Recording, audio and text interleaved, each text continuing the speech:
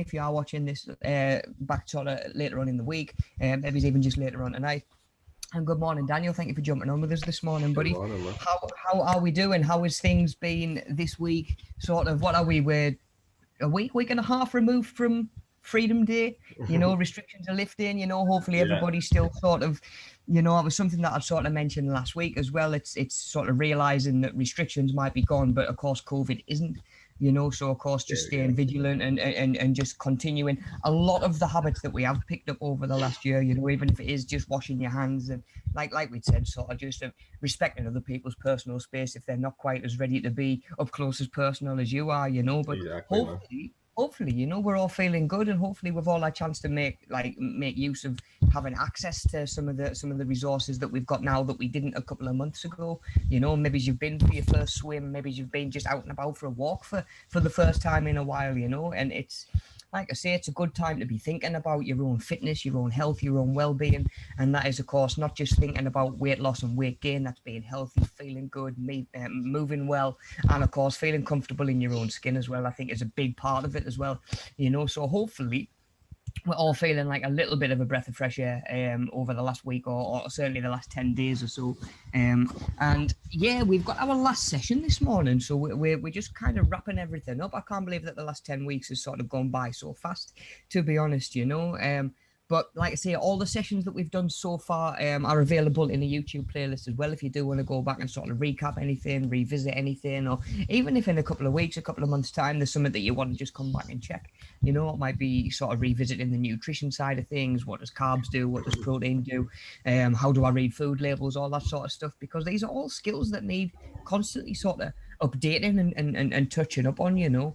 It's one of them, it's kind of like, you might never forget how to ride a bike, but the longer you leave it, you know, the more rusty you're going to feel when you go back to it. And it's exactly the same with this sort of stuff, you know. If you haven't really thought about your exercise or thought about your food or anything like that, it takes a little bit of going to get back into it, doesn't it, you know? But Daniel, I don't know if that's anything that you've ever sort of come across before, but when you're sort of in motion and you've got habits that are working, you've got a routine, it's so much easier, isn't it, than just sort of like from square one, like where do I start from here, where do I go, and building up again slowly. Yeah, totally, man. Yeah, definitely, dude. It works both ways, because it's like it could be, you know, you could easily end up you know, like, it's like what I said to you before, man. It's like if you start to eat, like, if you think, okay, I'm gonna have you know, this kind of chocolate before bed or whatever, and then it's like the next day it's so much easier to do that. So you're like, okay, I'm gonna have another bit of chocolate, and then it's like that is, so it's easy to do that, but then it's also it's easy if you think, right, I'm gonna go to the gym after work, and then once you've done it a couple times, it just gets easier, and once you get into the swing of it. So absolutely, man.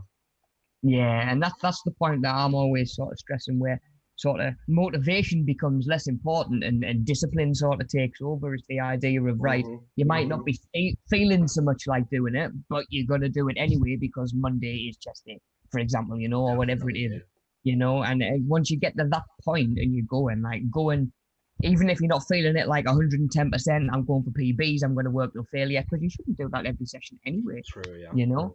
But yeah, that was a really good point that Daniel made as well, you know, where sort of like just getting yourself into a bit of a routine just makes it that much easier, you know, especially with, I find it with the food side of things as well, when it comes to like meal prepping and stuff like that. Even if it's like a recipe that you haven't made for a while, like if you haven't got it like physically written down, you'll be like, oh, how much protein was in this, you know, or like even like I say, just reading information off of food labels in the shops and stuff like that. If you're doing it every day, you're going to get a lot quicker. You're going to pick up on stuff a lot faster. If you're sort of like doing it for a week and then missing it for 6 months and then coming back, like it's going to almost feel like starting again, you know, and it does, you do feel a little bit rusty, and it does take a little bit of just getting used to again, I guess, and almost like dusting off the cobwebs, which is why it's easier to sort of, you know, that saying, things in motion stay in motion, things at rest stay at rest, you know. If you can keep things going and sort of ticking forward and kind of get rid of this idea of being on the wagon or off the wagon, you know. There is no off the wagon. You're always on it. You're always on. It's just how much you are thinking about and doing the stuff that you need to be doing, you know. Which is, you know, something that I've sort of talked about before, and it's sort of like a useful A useful tip that I've used with people in the past is this idea of almost like a volume dial. I think I mentioned it to you before, but it's like you can, based on your mood and your feeling for the day, if you just like, if your volume dial's only at 1 and you're thinking, oh, all I can really manage is like a stretch when I get out of bed, that's where I'm at today, then you reassess the next day. The next day you might be feeling really good, you've had a good sleep, you've had good food in you, you might be mentally in a good place. You're like, right, turn that volume dial all the way up to 9. I'm meal prepping, I'm going for a walk, I'm doing this or whatever, but there's no off switch. You know, you can turn it down as low as you want, but there is no off switch. Yeah, because if we hit that pause button and think, oh, I'll get back on that in a week, you know, how often does that become 2 weeks, a month, 2 months? And then all the time that you think you're staying in the same place, you're actually slipping back over a little bit as well, you know? Yeah, man, totally, dude. And I think that one of the things when I was first like learning Chinese, like the one of the things that I would do is I would make sure that I studied like at least the ideal was like an hour, right? But then I would make sure that I got like at least like 10 minutes in that day, because I would think that like I need to get at least 10 minutes, and like that was like the very least. But I would always think like, so I would always find time for that, and it's like it wasn't even the fact that I was learning for 10 minutes, because it might have been totally like ineffectual, but it was just like the fact that I'd actually studied for that day. That was Yeah, the same you've thing. checked in. I checked You've, in mentally, so it's yeah, like that kind of mental accomplishing that task mentally is it's equally as important. You know, it's probably more important than the actual study time itself. So yeah. And you can then come away with a sense of achievement in a day that you weren't really feeling like doing much. You managed even 10 minutes, exactly. which is infinitely better than the alternative of not doing anything at all. You know, because if you do 10 minutes every day of the week, you've still done over an hour across the course of a week. Whereas all those days that you don't do 10 minutes, you've done nothing by the end of the week. You know, it doesn't add up. You haven't checked in, you haven't stayed engaged, and your food's exactly the same, and your training's exactly the same. You know, it's so easy to miss a couple of days and sort of not check in with that side of things, and then that becomes a habit in itself. You know, whereas like I say, if you just try and do a little bit every day, you can just pave the way going forward. You know. There's so much like, I know me and you talk a lot about like time, and like how people like, you know, like that's often a big complaint for people, is that don't have enough time to do it, blah blah, etc. But then you know, was especially with things like language learning, you can apply to a lot of things. It's like you can also, you can kind of do it simultaneously. So it's like, you know, you could put on when you're going for a run, if you used to go for a run, you can put on a podcast, like a language learning podcast on your commute. You know, if you're going to work and it takes you like half hour to get to work every day, and you're doing that on a subway, that's like half hour when you just sat there when you could be studying, because why not? You know what I mean? If you sat there, you've got nothing else to do. So it's use of time, and isn't it it? could be Really, I that guess. you know, it could be, that could be anything. It could be if you're doing like your theory driving test, you could study for your resources in that time. You know, so it's like there's you can apply to anything pretty much. It's anything. Yeah, you might be looking at recipes, what you could make for you know, Exactly. what am I gonna grab from the shop on the way home that I'm gonna make a nice meal with, rather Yeah. than, you know, you're sitting there browsing Facebook, Instagram, whatever it is. You get home for the day and then you're like, right, what am I gonna have for tea? Oh, I could have had that if I'd have looked earlier on, you know. Well, and thought to stop at the shop on the way home. Now I'll just have to order a pizza, you know, or I'll just grab something quick, you Yeah. know. And it's Exactly. them little habits like that might be like a similar sort of situation to what you found yourself in before.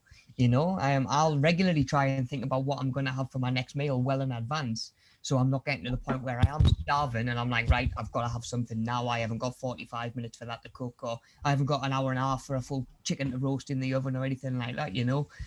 So like you say, it's almost sort of like use of time as well, isn't it? You know, and that was something that we covered quite a lot when we were looking back at sort of personal skills, personal qualities that are going to help you, especially in a workplace and working with a client and staying professional, because time management is really important when it comes to that as well. You know, turning up on time, making sure that, you know, you manage the session in a way where they can get all of their training in, all of their activities, all of the exercises you've got planned.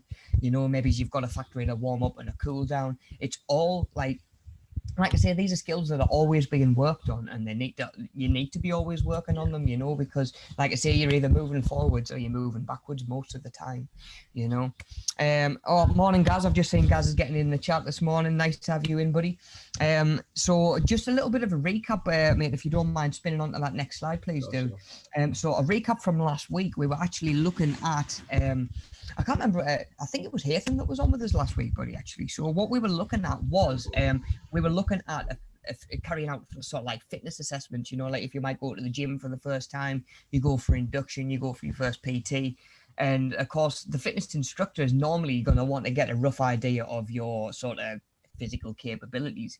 Now, you should have already filled in a PAR-Q by this point, and that's what we're going to focus on today, is the PAR-Q and sort of how we get to this point of doing the fitness assessment. But when you're doing the fitness assessment, of course, that was all of like what we talked about last week. You want to make sure that the sort of your client knows what you're going to be doing before you start grabbing them in different areas and trying to put blood pressure, like inflating sleeves on them and stuff like that. You want them to know what's going to be coming. You want to make sure that you're respecting their personal space. What the UFC fighters when they train with like an oxygen mask on, like that sort of thing, from oxygen deprivation, yeah. So out of curiosity, buddy, is this anything that you've ever done? Have you ever done a fitness assessment for like joining a new gym or anything like that? Because there's this thing right now, and people probably know about this. I can't remember what it's called, mate, but there's different ones, right?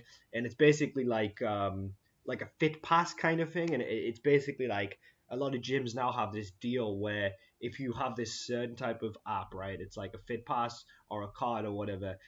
You can basically go to several different gyms in an area that are all signed up to this kind of that are all like opt into this app. And I had one of those. I moved back home very briefly, and I didn't really want to get a membership at a certain place for a month because I thought I'm not going to have any use for it. So I thought, okay, I signed up to, and also I didn't really know where I wanted to go. So I signed up for one of those like card things. But every time I went to a new gym, I had to do even though like it doesn't matter that you got that card, you have to do the full assessment still. So it's like really, yeah. Oh man, that's insane. I can understand having to do I can understand having to do an induction. Maybe it's like it was just common to do like induction and fitness assessment at the same thing. You'd be like, I've just come to use the swimming mats. Do I have to do a sprint? Okay, no, sorry. I'm getting that mixed up. What I'm talking about is the thing that you need to fill in that says if you have any kind of health conditions or anything like that. Okay, yeah. Okay, so that sort of thing will be the PAR-Q, which is handy because that's what we're gonna talk about this morning, and that is like every gym should really be asking you to fill in one of those. So by the time your information gets in front of a PT or a fitness instructor, they've got all of that information. And of course, there's a lot of other ways that the PAR-Q comes in handy as well that we're going to talk about this morning. But I, as a fitness instructor, always like to try and get my hands on somebody's PAR-Q before I do anything with them. Well, I don't want to have on their session plan that we're going to be doing like front squats, and then I get to them and I realize that they're, for whatever reason, they're not even going to be able to do that at all, and my fitness plan goes out the window because I didn't know anything about them. If I've got that PAR-Q, I can really start to personalize what it is that they're doing, really. So what we were talking about last week, and like just as part of the recap, was like a fitness assessment where you'll go and somebody might get you to do like a 1 rep max test on a deadlift to see your maximum strength, or you might do even like I say, just getting like the blood pressure monitor on to check your blood pressure, and almost the sort of stuff like we do in the human MOT on a Monday morning when we can get the drop-ins in person, where I'll check your weight, I'll do some measurements, like body fat calipers as well, and all of that sort of thing. Because a lot of gyms will offer that as part of like the signing up service as well. So is that anything that you've ever sort of done? Because I've delivered a lot of them. No, I understand a bit more what it is. I don't think I actually have, because I've never actually done any kind of one stuff with like a PT. It's always just been kind of me by my bill. And like I've done obviously inductions when I go somewhere new, but I've never actually done like a full on like assessment actually. No, so that's would be interesting though. Yeah, because there's a lot of stuff you can do by yourself as well. I know that obviously doing the bleep test without any sort of kit or without anybody to keep you timed means you've got to obviously source a lot of stuff yourself, get the timer right, get the distance right, and stuff like that. But you can do it. I did it with clients, and of course that's a really good idea. We're measuring sort of like your aerobic sort of endurance as well.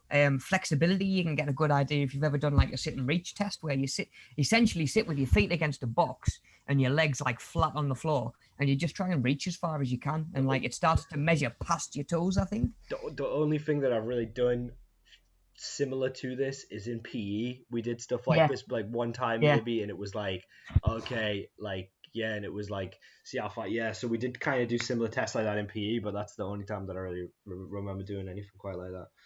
Yeah, now it was something that I actually went through a little bit. It was kind of like a promotional marketing sort of thing as well, but at the same time, it was just to help the gym members, because my logic was if I'm driving through, especially Sunderland every day, and I've got a session at like 9 o'clock in the morning and 1 in the afternoon and 5 o'clock tea time, like that time in between, I'm not going to come home. I'm not going to drive home and be backwards and forwards all day. So I may as well try and make the use of that time, book some of the gym's clients in, give them sort of like, do them a favor at the same time as well, make the gym look good. And I actually put like a free fitness assessment on for a full month, like 1 January. And I left just sort of like a sign up sheet on the front desk. And I said, look, it'll be half an hour. Anybody that wants to, it's totally free. There's no pressure to take on PT afterwards or anything like that.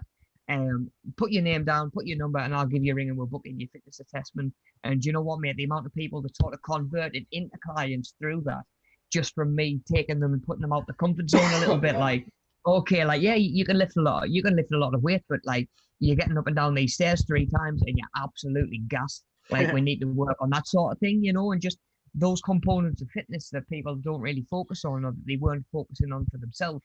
Just shine a light on them a little bit, and like I say, we want that good holistic approach to training. I'd rather be relatively good at everything than really good at some things, but like stiff as a board when it comes to flexibility and stuff like that, which is where I found myself over the years. I've been really sort of fit in terms of aerobic endurance. Like I could go and do 1,500, 3,000 meters. Like I used to do it just for fun, Wow. But then, like I say, from all of that running, my hamstrings have just been really, really stiff. I've played a lot of football. I haven't had the mobility. So over the years, my training's had to change, and that is something, again, that really a big takeaway from last week. If you're doing these fitness assessments, you can get an idea where your weak spots are or where your clients' weak spots are, and realize where they need to improve. Like if someone's already strong, like naturally, they're probably going to want to do strength stuff because they feel good at it. They're more natural at it. They feel capable.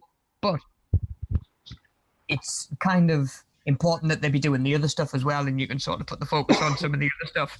And what I used to actually end up doing with clients was like, if I know that you enjoy running, what's the point in me doing a session with you that's just the stuff that I know you would do by yourself? I'd be much better off picking stuff like, I used to do it with lads all the time. I'd be like, right, you do your chest and your back, and we'll do legs together, because I know if I don't do legs with you, you're not going to do them. Do you know what I mean? Whereas the other way around, if I was to say to them, right, I'll stand here and do chest with you, I know they would do chest by themselves, and then they get to the legs day, they're not training with me, they find an excuse not to go to the gym, and I see them next week. Did you get your legs done? Oh, no, I didn't get my legs done this week. I'm like, oh, shock, who'd have thought it? I mean, dude, and if you want to see... so just if you ever want to like see why you should do legs, you should look at a picture of Chris Hemsworth in shorts, Hugh Jackman in shorts, yeah, and it looks insane. So it really does. Like it just looks crazy to see a man with like such tiny legs with such a massive body. So like when your triceps are bigger than your quads, you've got there's something going on. Yeah, definitely. There's an absolute crazy one of Hugh Jackman. Like, I mean, in the actors, so you can see why they would do that, but it's like there's no shots of the legs in the movie, so it's like that's it. Like only from like the chest up. All they do is work like pecs, delts, traps, sorted. There we go. We're good for the silver screen. Yeah.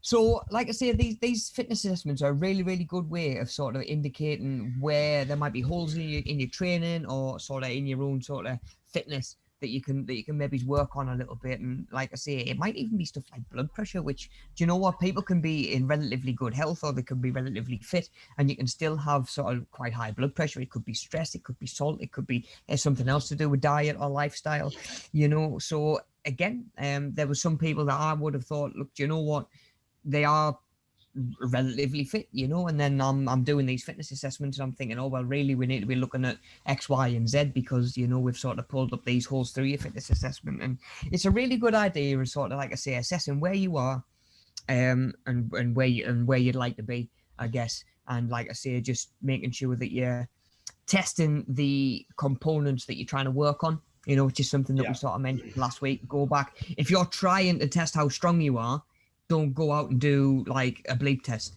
You know, that'll give you your aerobic endurance, it won't give you your strength. So again, picking out which of these components you're trying to measure, which of them you're trying to develop, and sort of going on past there. And I guess looking at it on that next level, like I say, we talked about it as you being the instructor delivering the fitness test rather than actually undergoing it. And like I say, working with a client, how to help them feel comfortable, how to help them feel relaxed, and of course, how to keep them and yourself safe as well. You know, we talked about not doing this in sort of like the disabled changing rooms with the door locked, because like I say, like if there's nobody else there, you leave yourself open to all kinds of sort of allegations, and like I say, it just pays to cover your own back as well as looking after your client and making sure that they're comfortable as well. Again, go back and sort of recap on last week's session if that's something that you're sort of feeling like you'd like to sort of go over again. What else did we go through last week? So we were looking at, like I say, doing everything safely, how to actually conduct this fitness assessment, and how to plan it in the first place, you know. And what the guys actually did last week, buddy, they went away and started designing their own fitness test, you know. So sort of like, what information might you be looking for if you were to bring somebody into the gym for a fitness test? What sort of stuff would you be doing with them, you know? And like I say, that was all last week's session, if you do want to go and sort of have a little bit of a recap. Okay, guys, so if you can just spin onto that next slide, please, buddy. What we're going to cover today, like I sort of mentioned earlier on, and Daniel mentioned earlier on, we're going to be looking at like this concept of a park queue, which is essentially you just saying, I am fit and healthy and ready to undertake whatever this sort of fitness journey is going to be. Gyms, pretty much every gym will ask you to be filling one in, like Daniel mentioned earlier on. You know, if you're training in a different gym every week, it's kind of one of those things that it is gonna get tedious pretty quick, you know. But again, that sort of scheme that you're talking about, buddy, really, really handy for people who sort of travel with work all week, you know, who don't necessarily just want to sign up to one chain or one local gym. You know, you want to know that if you're down the country in Doncaster or whatever it is you've been sent, you want to know that you're going to be able to go and get your exercise in there as well. Helps you training in the hotel room, which can be done as well, I guess. Did I tell you the actual story behind that? I think I might have told you before, I'm not sure, but like it was so insane, dude, because it was like this lady at a gym, I'm not gonna say which gym it was. She said that oh, you know, she was like, okay, like, because I was like, I'll just get a month membership at this gym near where I live, okay? Because it's like it's gonna be easier, sauna, steam room, the lot, so it's gonna be nice and chill. And she was like, well, I'll tell you what it is, right? She was like, obviously the month membership here is quite expensive. If you get one of these gym passes, it's actually cheaper, and you can use other gyms if you're not going to be here for long. And I was like, that sounds awesome. And she was like, yeah, this is it. You set it up. Did my workout, came back down. No, so I scanned it, didn't work. I was like, okay, whatever. Came back down, and then there was another worker there. But she said to me, right, the lady said, don't tell anyone about this, because I'm not supposed to tell you about this, because, you know, I could get in trouble or whatever. And I was like, right, fine, cool. Thanks for helping me out. And I came back down, and I showed them the pass again. And then the other worker was like, oh, you can't use them here. And the lady was like looking at me, and I felt like saying, you just told me that to buy it. I've literally bought this because you told me. Yeah. But I didn't want to grass her up, so I thought, like, I just stood there, dumbfounded. And then I was like, I'm going to have to find another gym that I can go to for this now. So I can use this. Oh, mate. You know what, mate? You've been hard hook, line, and sinker there, like, haven't you? You know what? They were nudging themselves. They're saying you're coming in like, hey, watch this. I'm going to tell this lad he can download one of these passes. Oh, mate, I had a grass straight up if you did. I was close to it. I had a solar straight out. Yeah, I don't want to. Oh, man. Yeah, but they in theory, I guess, as a concept, they're really, really handy. Like, I've never used one. It's kind of only something that I'm really thinking about recently, in that I've never needed a gym membership for so many years because I've worked in one, you know, and thinking about having that membership as well. But yeah, it's something that I've never needed to use myself, really. Um, but yeah, they can be really, really helpful for people who are really mobile, or do you know what? Maybe you don't really want to commit to one particular venue, you know, rather than buying like a day pass at every place that you go, because not all gyms will give you like a free day pass. I imagine a lot of them probably will be right now, you know, try and bring people back in sort of post lockdown and stuff like that.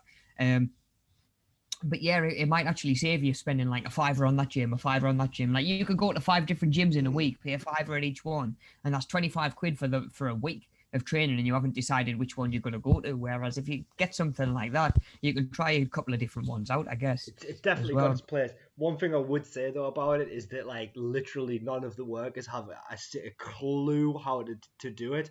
So like every time I went to a different gym, they were always like, and then they would always ask for help from somebody else who actually knows how to like scan the code, and it was like, so it was a bit of a nightmare because it's like they mustn't get that many people come in that use it, but yes, Yeah, but yeah. in essence, I think it is good if you, especially for someone who's like a like a traveling businessman who's going to be in a Yeah, different city every week, so that it's perfect for someone like that. But of course, yeah. You know, you might just even be. Do you know what? Like, you might be sort of down the country for studying, for uni or whatever it might be, and you might be home a couple of times a year, and you don't want to commit to one there and one there. You know, it can be really sort of handy, you know. But yeah, pretty much every gym that you go in should be asking you to fill in one of these park queues. And I guess the worst case scenario really is that you need to come away and ask your GP, or sort of go to your GP and get clearance to be able to exercise, pretty much, because although we know exercise is absolutely amazing for us, and like I'd say 95% of us could probably do with getting more exercise in, there are some of us sort of out there, you know, maybe we're post-operation or whatever it might be, you know, where sort of exercise isn't the best thing for us right now, you know, post surgery or whatever it might be. So sometimes you might need to go back to your GP and actually get a little bit of clearance to be able to come and do whatever it is that you're going to do. I actually had my own park queue, so the gym would have their park queue and it would ask for their basic information, and that'd be really helpful. But I always thought I would only get my clients to fill in the park queue if they were signing up for PT. So that'd have like some extra stuff in that I would like to know that isn't necessarily sort of compulsory, but always made my job a little bit easier as well. You know? Is there any situations where someone would do a park queue where you'd be like, listen, you can't be in the gym at the moment, or we need like a doctor's note to be able to let you in the gym? Has that ever happened, or is it generally just you can go in but you might need more guidance? Yeah, definitely. It has come up before where there was one lady in particular that I can think of who had she came in, she actually came in to ask about PT at first, and then she was mentioning a gym membership and stuff like that, and I was like, obviously had a bit of a conversation with her, and it turned out she actually has chronic fatigue. Right. So straight away my mindset was like, I initially don't know enough about it, really, you know. I'm no expert on it. That was always part of my job, was find out about something, then go away and research it and find out how it might affect somebody, and all of that, you know.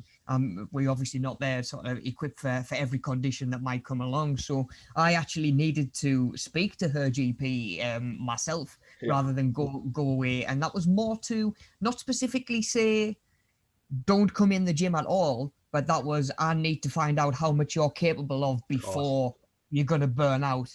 Because we're obviously with chronic fatigue, it's almost like if you push too far, it's almost like there's in theory there's like a heart rate threshold, and if your heart rate goes above this threshold, you're going to take probably the thick end of a week to recover, you know, just because of how it affects your body. So the way that came about, and again entirely through the park queue and through that induction process, was I said to her, look, I can't in good conscience charge you for an hour's PT like when you can only do 10 minutes at a time, you know. I can't encourage you coming into the gym by yourself for any longer than sort of 10-15 minutes, you know. It's up to you, but that would be my advice, and that is what your GP would say as well, you know. I'm not going to be like, come and hire net over here if you're still out there in like 20 minutes and drag you off the gym floor. But like that would be my advice, you know. So I actually ended up getting into a little bit of like regular contact with a GP, you know. So that was almost like she had a team of professionals working away behind her back, really sort of conversing amongst themselves, deciding what might be the best approach. And all she had to do really was kind of come in, do the parkour and set those wheels in motion. Yeah. What I was actually able to do with her as well, I was able to say to her, look, based on the times that you're going to be training and certainly how long you're going to be training for, get yourself an off-peak membership, you know, saved her probably 20 quid a month. You know, she was coming in throughout the day and, you know, I'll not say any names, but I've worked in gyms and I've worked with PTs over the year that would have signed anybody up for an hour just to obviously take that money, you know, to earn that money, you know. And of course there's pressures of paying gym rent and stuff like that. But you know what, like if I would start working with a client and realize that they weren't right for me, I'd pass them off to somebody else because I want them to get the most out of their time and their efforts, you know. But like I say, to be able to say to her, look, like, I'm not going to charge you for PT, but I can write you down some stuff you can do in those 10 minutes that you're going to be in, you know. And like I say, just from sitting and doing that parkour, it saved her a lot of problem, and probably by extension us as a fitness sort of environment and business, probably saved us a lot of problems as well, because it can actually help you around legal problems and stuff like that, like we'll get into in just a little bit, you know, especially if somebody hasn't declared something that they know that they should have, you know, like if they've had a knee operation or a knee replacement a couple of weeks before and they're in the gym and they haven't put it on their parkour and you've got them doing heavy squats and their knee goes bang, it's like, well, how do I know not to do those with you if you haven't declared it on your parkour? Like that's your chance to let me know this sort of thing. No, and I need to know it, you know. That's a really good point. But at that point, it's not your fault, is it? Because you've done the parkour with them, so it's like, exactly. What can you know what I mean? You've basically said they've had the opportunity to put that down and they've chose not to. So it's it covers your own back. Like I remember there was one guy, again, I used to work with him in a different gym, and he was sort of like, he'd been a PT for a lot of years, in and out of gyms, and he was actually the lone instructor in the gym once when someone had a heart attack on the treadmill. Oh my goodness! Actually passed away in the gym on Holy the treadmill. Smokes, dude. Yeah, mate. Honestly, when he was telling us, I couldn't believe it. I was quite new as a PT, and I'd never seen anything or heard anything that had really sort of scared us. And he was telling us this, and mate, it went to court. He was sat in the docket, and he said to me, I remember sitting in the docket and thinking, I am so glad that piece of paper signed. That parkour was signed saying that they believe themselves to be in good health to come and exercise. Else he could have gone down for negligence. He could have gone down for manslaughter. I bet because if you're fairly new to PT, I bet as soon as you hear that, you're like, why am I doing this job? I was like, no, mate. I had 10 paper copies printed off in my bag, ready to go everywhere I went. Like, if we're training, you're signing one of these first. I don't care if I'm coming to your home to train you in your garden. I don't care if I'm meeting you in the park to go out for a run while we're working on your sort of mile and a half time or whatever. You know, like you sign this before we do absolutely anything. Like, and like I say, it protects you as much as the client. You know, definitely. Like 100%, man. It's that's a terrifying story. It really is, you know. It really opened my eyes to like, okay, like I'm not just someone who likes training, who's passing on my advice to other people. I'm responsible for other people's well-being, you know. Which sort of helped me. Not that my PT mindset was ever much different, but I'm like, right, I now need to treat every client as though how I would want a trainer to treat my mum and dad. Do you know what I mean? If my mum or dad went to the gym and signed up for PT, I'm going to train every client the way that I would want them to be trapped by a PT. Do you know what I mean? Because, like I said, you see, there was one PT I used to work with who he'd have the same program for everybody. So, like, I'd go up on the gym floor and he'd have, like, you know, the battle ropes. I think in one in particular, we'd have like the battle ropes looped over something with like a 20-kilogram plate tied to the other end, and getting like this 20-year-old lad to hoist it. And I'm like, oh, that looks quite interesting as an exercise. I went onto the gym floor at tea time. Matey had like a 70-year-old woman doing the same thing. And I was like, if that was my mom, I'd be absolutely bouncing. I'd be absolutely livid if you were telling like someone who shouldn't be doing stuff like that to do stuff like that. And like I say, that was where my PT mentality came from, that sort of thing. It's like what you always say as well about that, you know, it's in the title personal training, and it's not, if it's not personalized, then it's you know, it's not it's training. Yeah, it's just training. Yeah, exactly. And then like if there was one program that worked for everybody would just be doing it. You know, it's got to be personal for a reason. And the PARQ, I guess, is really where the first step of that actually starts to come in. You know, that is where the instructor and the gym and the establishment that you're training in, that's the first chance that they have to learn about, and you have to tell them about your individuality. You know, what's your availability, how much do you work, when are you free to train, have you had any injuries over the last couple of years that I need to worry about, that sort of thing. Do you smoke, it might ask for, you know, are you pregnant, have you sort of had a baby in the last year, like all of that sort of thing. Like without that information, you're kind of just another body in the gym. Whereas that is you putting your personality and your individuality forward and saying, this is me, like help me get fit. Don't give me what's helped him get fit or helped her get fit. Someone help me get fit, please. You know, that's what I'm here for. You know, really, at the end of the day, it's amazing that worked for him or her, but like it might not work for me, because X, Y, and Z, and there it is on this piece of paper in front of you. And like I say, from the instructor's point of view, like I would always have the PARQ in front of us before I would do the induction. So like the way it would probably work in a gym would be, obviously you go in, have a conversation, maybe join up, you maybe like a little bit of a show around, you might get shown around the gym, and then if you decide that you're going to join up, you're probably going to fill in your direct debit form to sort out your gym membership, and you're probably going to fill in a PARQ. So from then you might book your induction, and then that might be in a couple of days time. Like I used to just pick PARQs out and just drop people a message. Do you want to come in for a fitness assessment, this, that, the other, you know? And like I say, it's a really good chance to like start to get you as a person across to the instructor, and a good chance for the instructor to start personalizing things to you before he's even met you.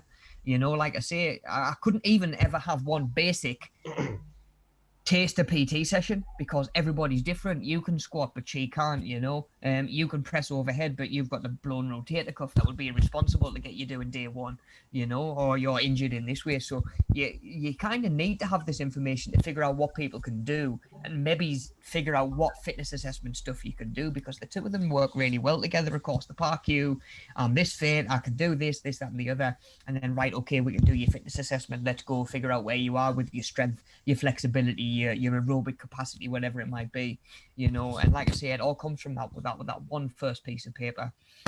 So let's have a look. Just go next slide, please, buddy, if you don't mind, and we'll sort of take it from the top and start to break down what a PARQ is. I know we've had a little bit of a talk about it already, but just break it down and take it sort of one step at a time. So a PARQ is a shortened term for physical activity readiness questionnaire. So it's pretty much like Daniel sort of said earlier on. It's you saying, right, I'm fit and ready to train. What I'm about to do, what I'm attempting to do, it isn't going to cause me or shouldn't cause me any adverse effects, you know, anything like that. So it's a form containing information that should be obtained from the client before they begin on a fitness journey, which was kind of why I had my own, for like, okay, I don't just need to, it's not just for the gym to protect itself. If something does happen, you know, then we need to have this information on file. Like, I'm going to ask, my PARQ was almost like a hardback copy. Like I was asking for that, mate, I was asking for that much information, but that is what sort of helped me personalize things as much as I did. Do you know what I mean? Like little things like, right, tell me exactly if you've got a working pattern, write it down. You know, I need to know how many times a week you're available to train. Pointless me giving you a 5-day split when you can only commit to training 3 days a week. You know, like that sort of thing I need to know about. It would be daft for me to say, right, here's 4 sessions to do this week, knowing that you've only got time to train twice. So that can be quite handy as well, you know, when it comes to putting a plan together. because that might affect the way that you're going to train somebody overall. Like if someone's got 4 days to train, you might split things up a little bit more, you know, more like shoulders, back, legs, whatever it might be. If someone can only commit to training twice, you know, you can give them a full body workout to do twice in the week, you know. And again, that just comes down from knowing somebody's availability and being, again, realistic to their situation, you know. And again, go on, buddy. What's the, generally speaking, what's like the optimal amount of time to train, or does it depend on the person?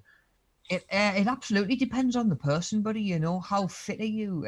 How active are you? How's your recovery? Is there anything else going on that's affecting your recovery? Because of course we know food, sleep, stress will all affect recovery as well. Like if you've never really trained before, like you want to just get rid of the idea that you're going to be going to the gym 5 days a week for the first couple of weeks, because you're gonna hurt. You're gonna ache, and it is all part of the process. And like, that's what I've always said to people. Once that initial bit is done, like don't stop again, because every time you come back, you've got to go through that again. Like over again.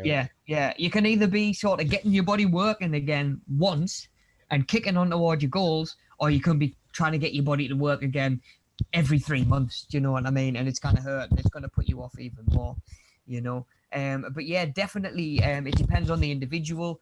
And do you know what, mate? Like, it can even become a bit of a vicious cycle sometimes, because if someone's stressed and then they're trying to train more than they have time for, it adds stress, because it means the stuff that's conflicting with the training, you know, they might look at a bit of it as a negative light, because they feel like they should be training. Like, so like I've got to get the kids from school. Like that's kind of amazing that you have the opportunity to go and pick the kids up from school, you know. But at the same time, like, it's going to add stress, because it's almost like it's one or the other sort of thing, you know. So sometimes trying to almost like bite off more than you can chew, I guess, trying to do more in the gym than you have time for can add stress, which is counterproductive, you know. That's where it's like, try and kind of be realistic about things, you know, be honest with yourself. Like I would say to people, if you can only train twice a week, just tell us now, like, and I can account for that, you know. And I can plan your training that way. Of course, like, it stands to reason that the more you can do, the more sort of progress towards your goals you're going to make. But like I say, like, we've got to not just think about movement and burning calories with exercise as well. Of course, there's other stuff we can do around the house. If you can only train twice, but you're spending 3 of those other days hoovering, dusting, mopping, whatever it might be, you're still exercising, you're still moving.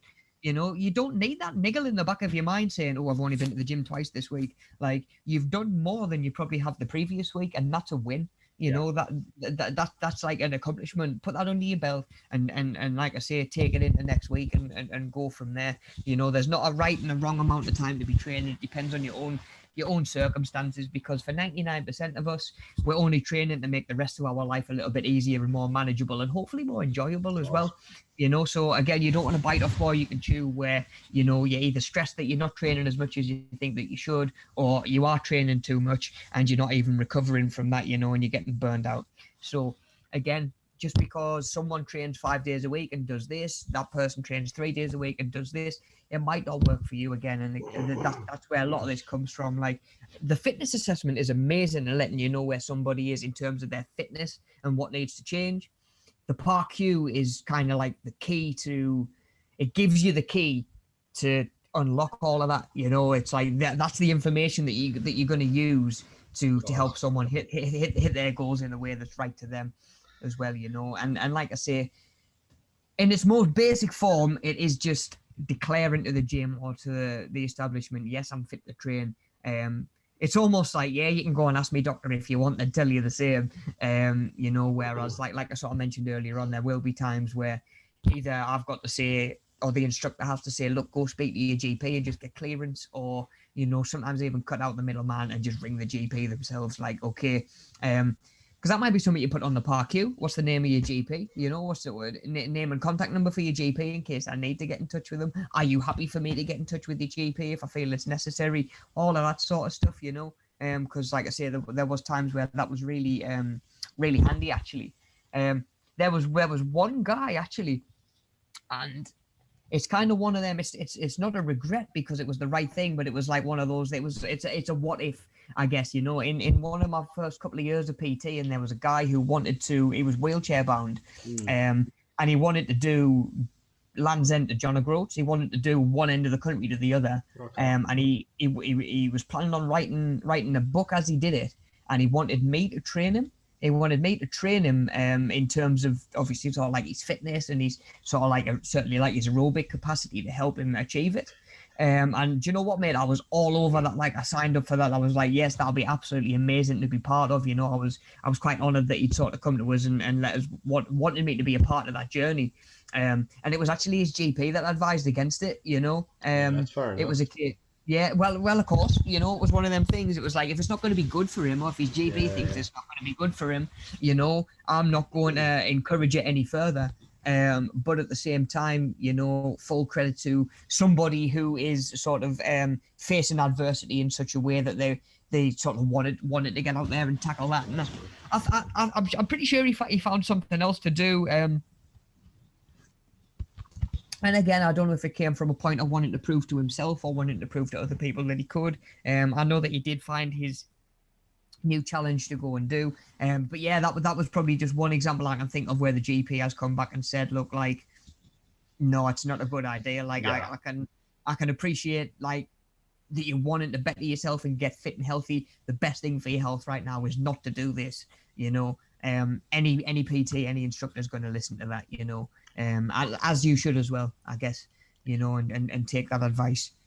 Have you ever had anybody with like arthritis come up on like a park here, and like how would you kind of respond to that? Because obviously, yeah. So with arthritis, I mean, it's probably, of course, a condition that they're aware of when they're coming into the gym themselves, and it might be something that, you know, they're maybe actually trying to get a feel for how much it is going to affect them. You know, again, I can say to them, look, do you feel comfortable coming and trying things? I'm not going to like give them loads of heavy weights straight away, you know, especially thinking it might be hands, it might be grip, whatever it is. I would probably then go into a position of like, right, we're going to do a fitness assessment, but it's going to be massively modified where like I'm going to give you sort of really basic stuff and build up from there, you know, sort of lay the foundations. Like, I need to know, just like squatting hurt your knees, does walking up the stairs hurt your knees, that sort of thing, you know. What sort of stuff am I going to be able to do? What sort of stuff do I need to be able to do? Speak to the individual. Is there anything that you sort of like, you're not sure where your boundaries are, where your limits are, that you maybe want to test and try and work out as well?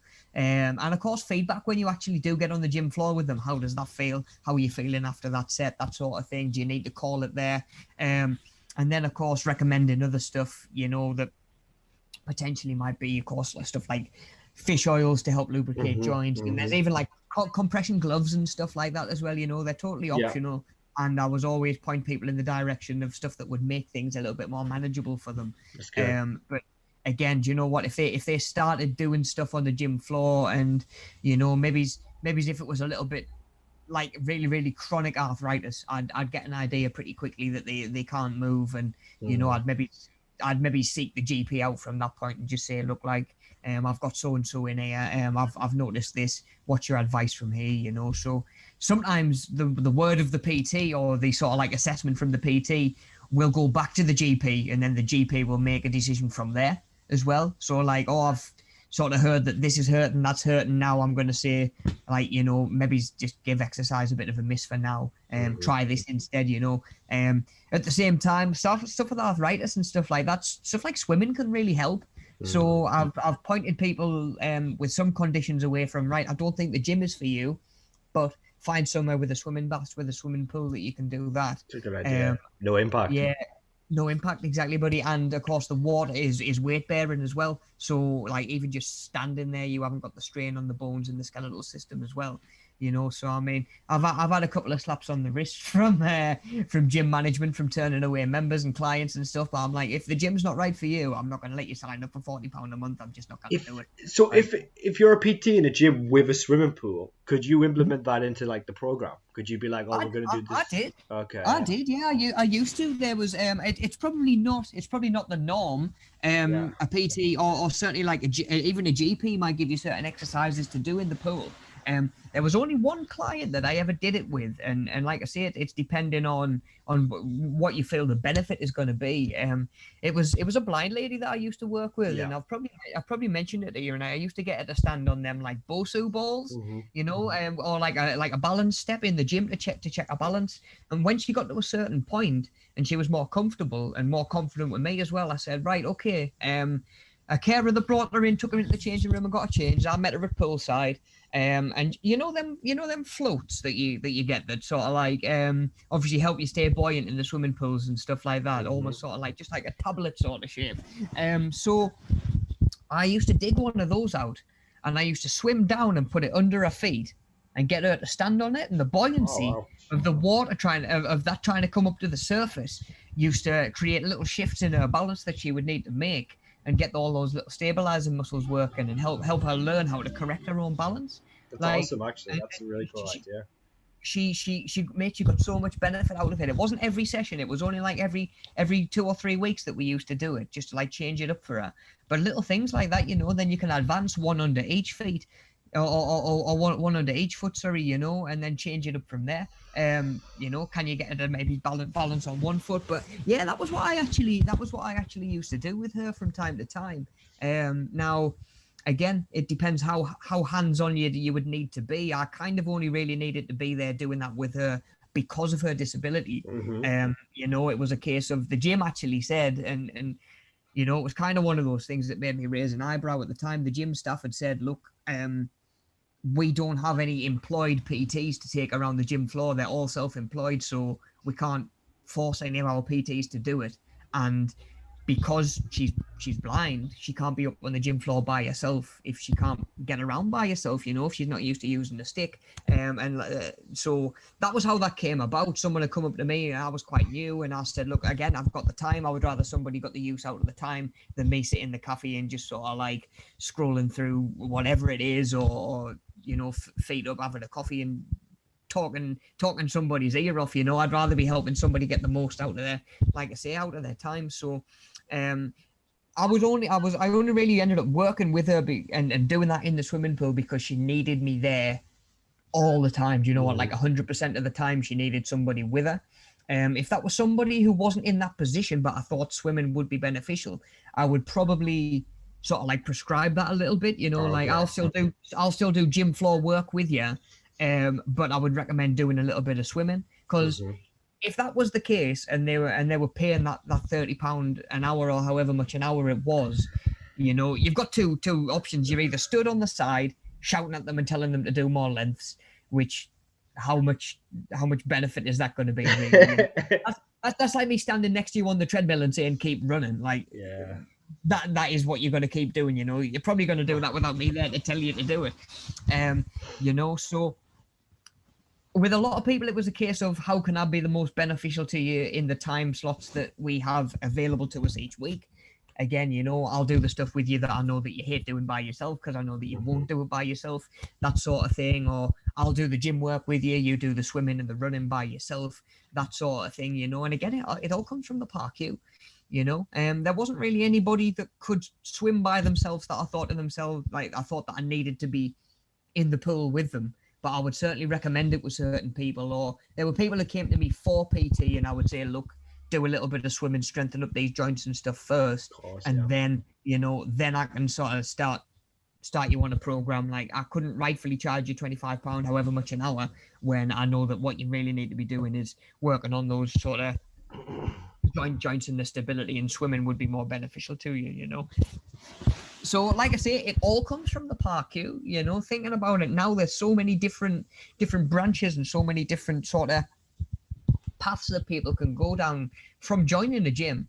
You know, the amount of members and clients that I can think of from over the years that have had different experiences from just me alone, you know, and from like hopefully what they consider to be personal training is different for every single one of those people, because that was the way that I always tried to make it, you know. And again, it all comes down from capturing that information in a PARQ and how important it can be, and just understanding how important it can be going forward in informing sort of like pretty much every decision to do with your fitness afterwards, I guess, you know. And like I say, helping the instructor be in the position where they can put their expertise alongside your situation, and you know, marry those two things up, and hopefully give you the most sort of sensible and realistic path going forward, you know. And like I say, it all comes from that PARQ. So of course, helps identify the apparent health of the individual, assist in identifying individuals who need special attention or who should not be exercising until they obtain medical clearance from the doctor, and of course creates a great opportunity to just ask questions about the client's wants and needs as well. Like there might be stuff that you're just asking them sort of like on the fly.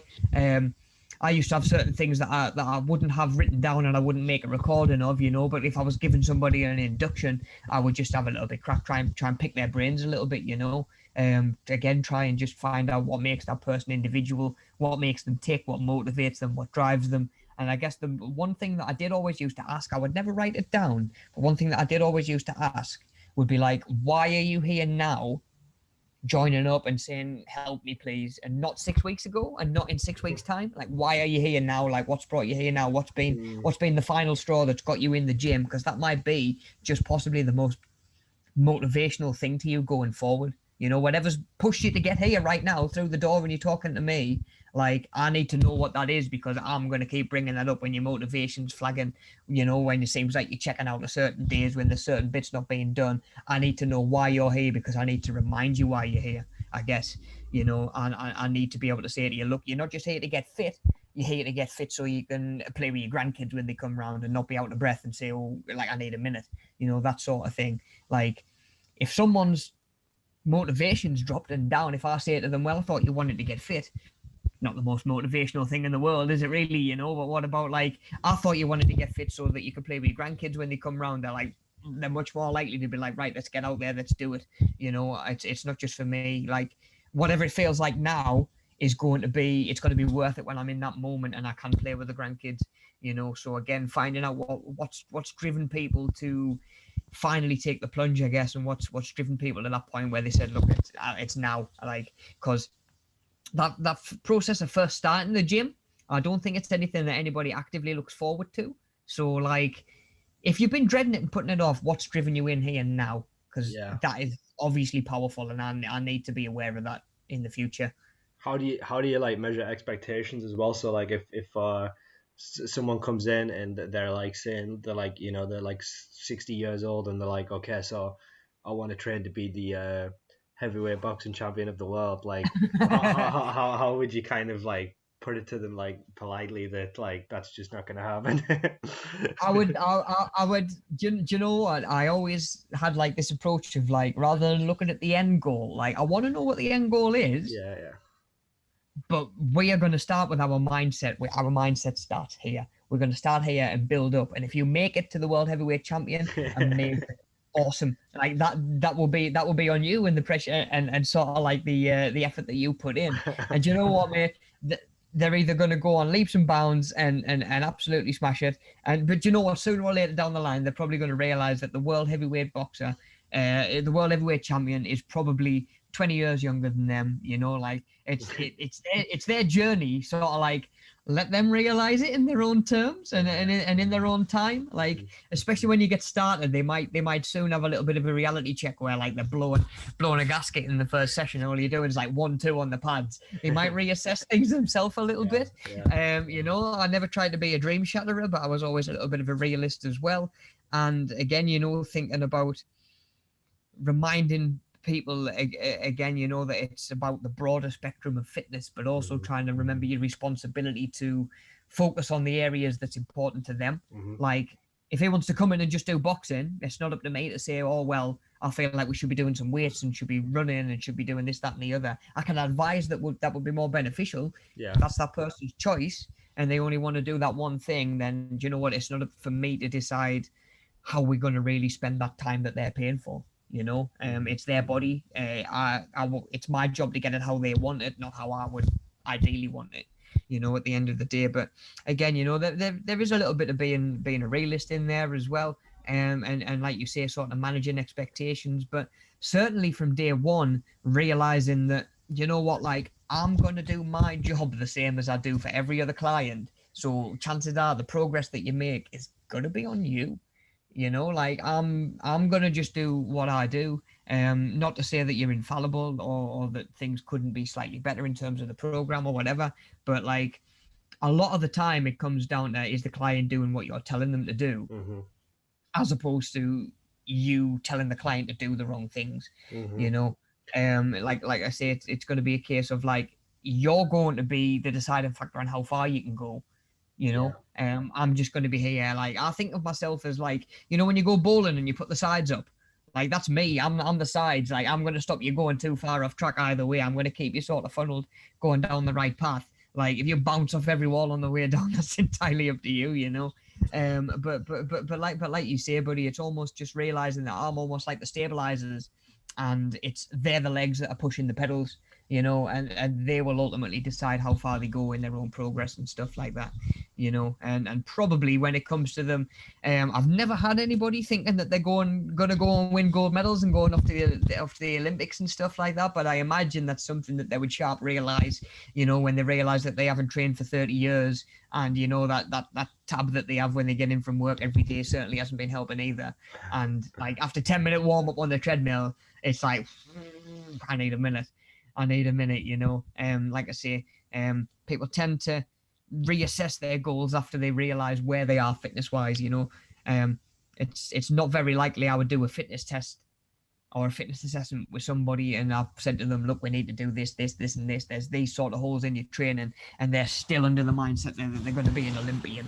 It's interesting though. You made an interesting point, because I think it must be, as a trainer, it must be somewhat frustrating, obviously, because you're only with them like an hour, 2 hours, 2 or 3 times a week, and then they've got all that overtime, which is where the real hard work comes in. And we've talked before about the importance of diet and stuff. And if someone is just habitually eating terribly, so they're not getting the results they want, and then they're coming in the gym, and it's like, it must be frustrating as a trainer to kind of, they're not making any progress, but it's their fault. And because and I mean, like, it is about the client, and the biggest frustration is that you're trying to get them in the right direction more than they are, but also from sort of like, you're on the gym floor with a client 12 weeks in a row who doesn't look any different. Yes.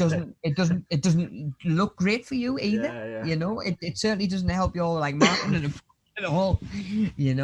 So yeah, it can be frustrating, but like, that's where the education side of things comes in just as importantly, I think, where it's like, right, I'm not going to teach you just how to follow and do the things that I'm going to ask you to do in the hour that you're going to be with me. I need to educate you on how to better spend the rest of those 23 hours, what's going on in those 23 hours, how are you training, how are you eating. It is that bigger picture, because if you like say to somebody, when you're in the gym, we're going to be dead strict. Outside the gym, it's a free for all, do what you want. They're not really going to make any progress, or certainly not in any significant, meaningful sort of way, because like you say, buddy, there's so much time in that 23 hours for just everything else to go wrong, really, and it is about the whole 24 hours, not just that 1 hour you're with the trainer. Is like, when you get a PT for like a certain amount of time, is a nutrition plan usually included, or is that something you would separately get? You would say, okay, I want you to do like a nutrition plan for me. Is that something that would be separate from the sessions, or would it be like usually part of the same package? So gyms are, some gyms will run it differently. Some gyms will, as soon as you've got a membership, you'll get sort of like a rough, pretty generic food plan and training plan to follow. Some gyms will offer you that. Some gyms won't. Some gyms will, if you're paying for PT, you would get food and nutrition help involved. Other gyms, when you're paying for PT, you only pay for the session, and like they charge maybe it's 50 quid for a food plan or something like that.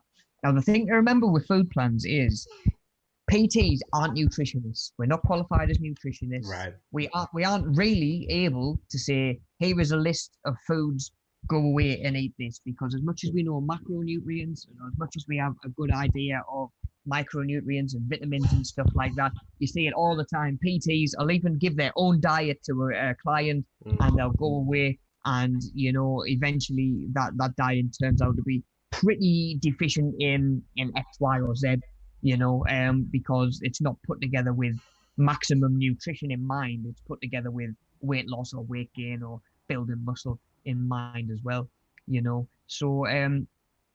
so yeah, there's sort of like the way I used to do it as well. I used to, again, I would never write somebody a meal plan or like a nutrition plan, because like you sit down and I've put hours into them before and be like, right, for breakfast you're gonna have like 3 eggs or whatever it might be, or you're gonna have like egg whites or whatever. You give them the plan, they look at it and they go, I don't eat eggs. You're like, oh, wait. Yeah.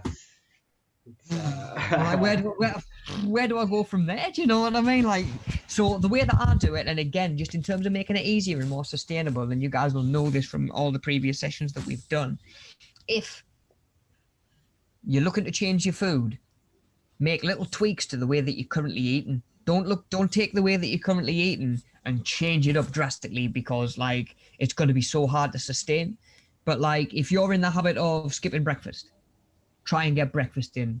Do you know what I mean? Every morning for the week, and then the next week you're trying to get breakfast in, and we're trying to make it a little bit healthier, And then the next week we might be looking at, okay, you're getting a lot of carbs in your dinner. We're going to change some of your dinner time meals around. That would be the way that I would do it, because you're focusing on changing things like probably exercise as well at the same time, because how often do we try and do them together, change our exercise and change our eating at the same time? It makes sense to do them both together, because one without the other is going to sort of hinder your progress, but it could be quite a drastic shock as well if you're like all of a sudden you're trying to train 3 times a week, you're trying to meal prep, you're trying to remember to take your gym stuff out to work with you every day. There's new routines to do with picking the kids, who's looking after the kids. Like if you've got a brand new diet and you've got like 20 new meals to cook each week that you've never made before, like it's just not doable. It's not realistic. It's true. And you're probably not even going to manage a week. So it's a slower approach, but it's more sustainable to like, right, do you know what, mate? The first week I look at someone's nutrition, I don't actually give them any advice or any feedback.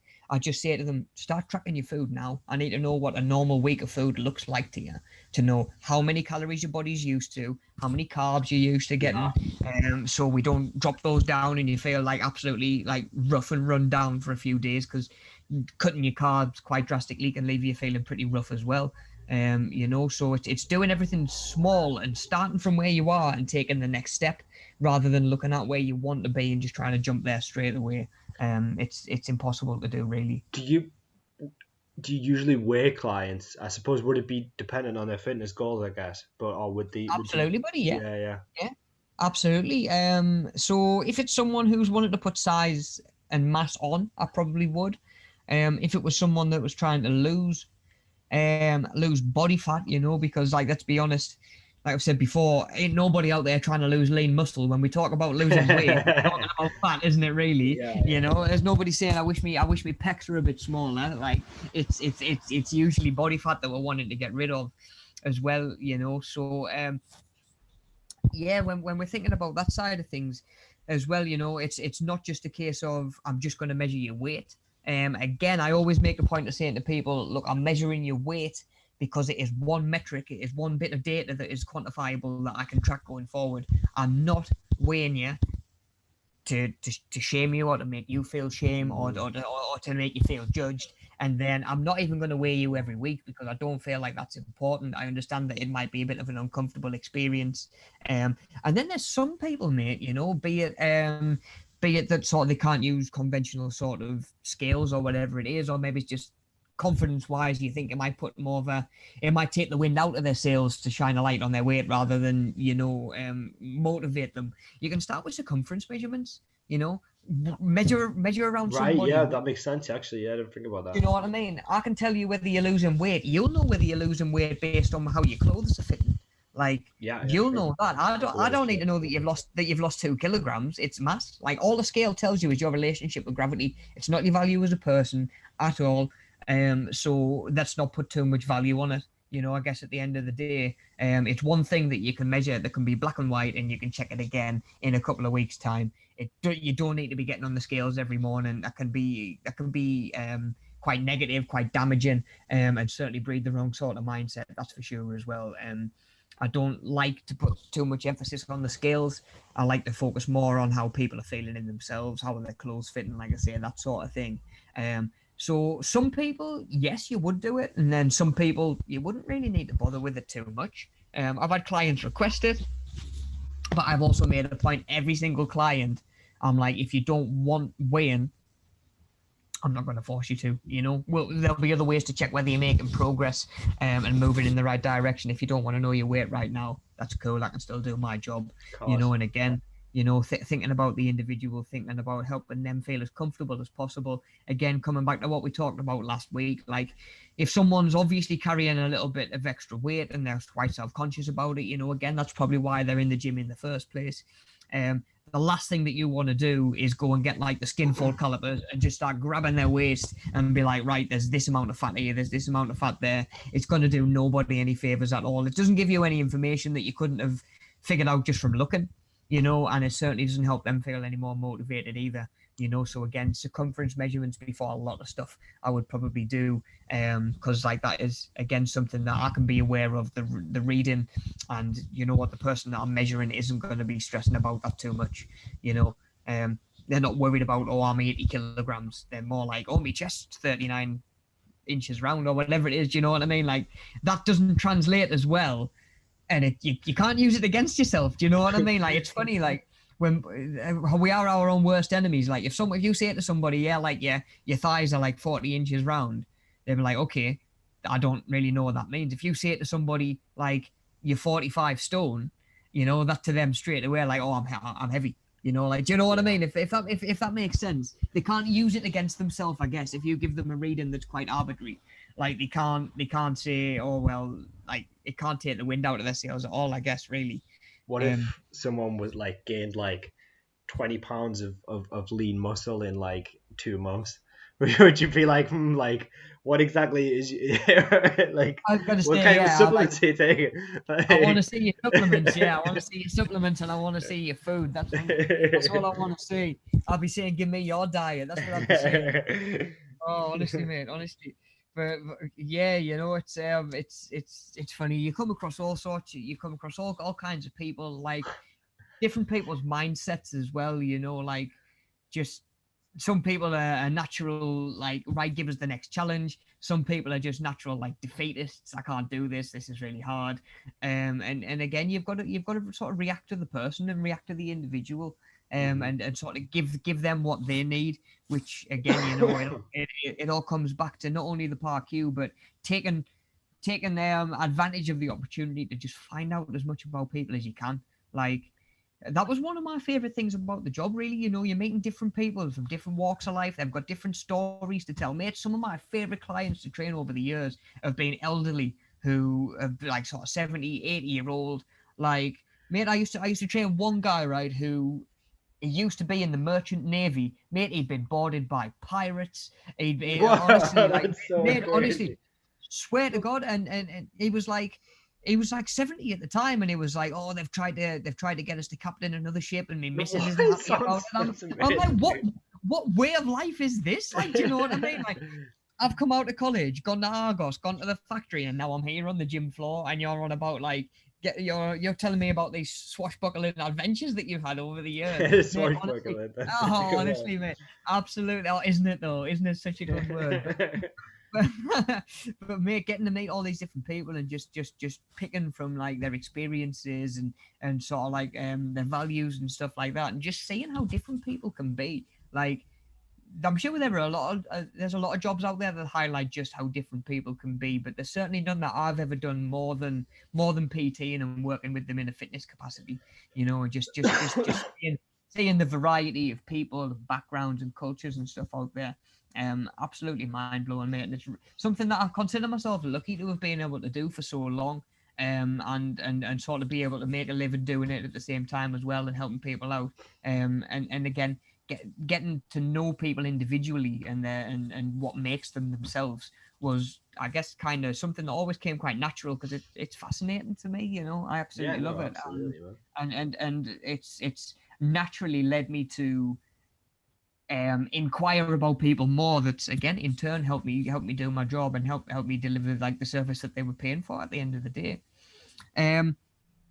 Right, buddy, my stream is absolutely all over the place. I've got no idea what's going on with the chat, where the video is. We're just at a random point. Are we on the second slide of the benefits of a PARQ yet? Yeah, we are on that at the moment. Yeah. Okay, buddy, cool. Nice one, buddy. So the second slide, of course, we've seen, just to sort of recap this little section, helps personal trainers become more familiar with the client's physical abilities and limitations, I guess. Helps protect personal trainers against grievances and legal problems, you know, sort of like I mentioned earlier on. If someone hasn't declared something and, you know, they end up having, you know, so either minor or major injuries or stuff like that. It can help open lines of communication between PTs and doctors, GPs, other medical teams, you know, sometimes even mental health facilities. Like, I've worked with clients before that are obviously sometimes it transpires that it's part of their mental health journey that has led them to exercise, because we know by now how good exercise is in combating anxiety and depression and stuff like that. Like, it's not even debatable at this point how useful those things can be, you know. And I've had people that are at the gym, and of course they're quite anxious. They maybe's got like some they maybe's dealing with like diagnosed chronic depression, you know. And again, there's sometimes maybe where you need to get in touch with a counselor, you know, or a mental health team. It makes sense. And again, you know, just maybe ask any questions that you feel like need to be asked. Find out a little bit more about the individual. Of course, let the individual know that you're going to be getting in touch with their team first. Give them as much heads up as you can. But it can just give you a little bit more insight that just helps you sort of help that person unlock their full potential, which is I guess, you know, to think about it as a bit of a metaphor. Like that's your job, I guess, really, is to be the key that comes along and fits into the slot that helps them reach their full potential. And of course, absolutely every single person has a different key slot or a keyhole, so you need to be a different person and doing a different job for every single individual, I guess. You know, it could be quite a broad way of looking at it. So yeah, you know, you might have times where you've got to interact with other professionals and sort of other teams. And then that very last bullet point, information collected from a PARQ can be very helpful designing an exercise program, providing support and guidance for the clients as well. You know, kind of like we've talked about all morning as well. So, but if you don't mind just rolling on to the next slide then, please, mate. So, what information might a PARQ ask for? You know, we've talked quite a lot about how handy they can be, how important they can be. But what information might you actually expect to see on a PARQ? So, the more information a PARQ can gather, the more helpful it can be in guiding and supporting the individual to get the most out of their fitness journey, especially while keeping them safe. So, depending on the facility or the activity, some PARQs may be different, but will always ask for the same sort of basic information. So, of course, that's going to be a name, so they can make sure that the right information, the right records matches the right person. Again, if the fitness instructor is getting ready to do a PARQ, I can go over it, I can find the right information just from that person's name. At the same time, you know, it might let you know what they like to be called. You know, I'm a Robert, but I prefer Rob. I'll sign up to a lot of stuff as Rob. It would be Rob that went on my PARQ. Straight away, a trainer knows to come along. Probably he's going to call me Rob from day one because that's what I've signed up as. Do you know what I mean? It's the same with a lot of different names. You know, so again, you can just let someone know what you go by, you know, what you're more comfortable going by as well. A date of birth is quite handy. You know, might give you an idea sort of who's going to be turning up in front of you. Again, what sort of stuff might be realistic to ask them to do, what sort of stuff might be too much, you know. If you think about the fitness assessment that you might do for a 20-year-old compared to a 70-year-old, it shows you just why it might be just as important that we need to have that information on there to know who's turning up. You know, if I planned like a provisional PT session for someone who I was expecting to be mid-20s and a 50-year-old showed up, I'm like scrambling. Oh, you get yourself changed. I've got to like totally redo this training plan. You know, you get yourself on the gym floor. Like, yeah, you go and warm up. You go and give yourself like a good 10-minute warm up, and I'm going to be down here frantically trying to figure out what we're actually going to do. Because I wasn't planning on you turning up, you know, I guess. So again, name, date of birth, height or weight can be quite handy as well. Again, there's certain stuff that someone of a certain weight, you know, jumping, running might not be beneficial for based on all the impact, you know, strain on joints and stuff like that.